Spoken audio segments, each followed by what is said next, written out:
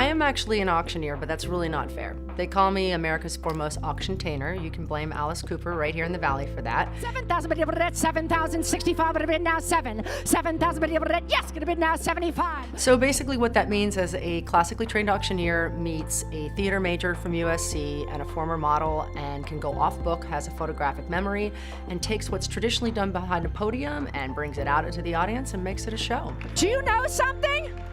27 of you just gave $1,000. Now it really does involve just being all over the country and raising funds for nonprofits. That's all I do is work in the charity sector now. You know, that's a compliment to be known at the top of your field when you really honestly you've just been working at it, and you don't ever sit and think I've hit the pinnacle until someone turns around, particularly male colleagues in my industry, and says, this is the pinnacle mark. It's so flattering and humbling, but then you think to yourself, well, I gotta move that mark again, you know, because there's people that are now enrolling in a school and saying, I'm here to be like her. The first time I got knocked down, literally and physically, I was so busy chasing to the top of my field that I was completely ignoring my balance, both for my health, my personal time, my relationships, not my children. They always came first.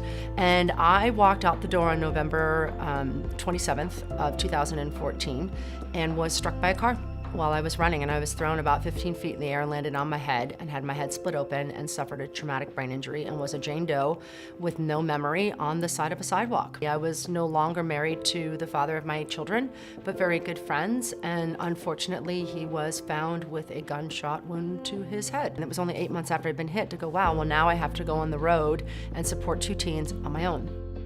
I was in a living hell, but through a lot of what I would call my village of people, from professionals to colleagues to family members, just would not let me slip through those cracks. And so they lifted me back up. So I have learned to accept the punches, not only as punches, but opportunities, and I have learned to ride with the fear. Embrace it. I've successfully mentored over 75 women and 5 men. I don't just mentor in my industry. I have mentored girls in college. I have mentored women coming out of divorces that just haven't been in the workforce. I have mentored individuals struggling with brain injuries since I've had that. I get more out of mentoring, I think, than any of the people I have ever mentored. If we don't take a look at every aspect of business, we're not elevating business as a whole. And if we're not elevating business as a whole, we're not elevating Phoenix, and we're not bringing up Arizona. Win or lose, you are in Athena. It is now my duty to spread the message that the chamber is there for you.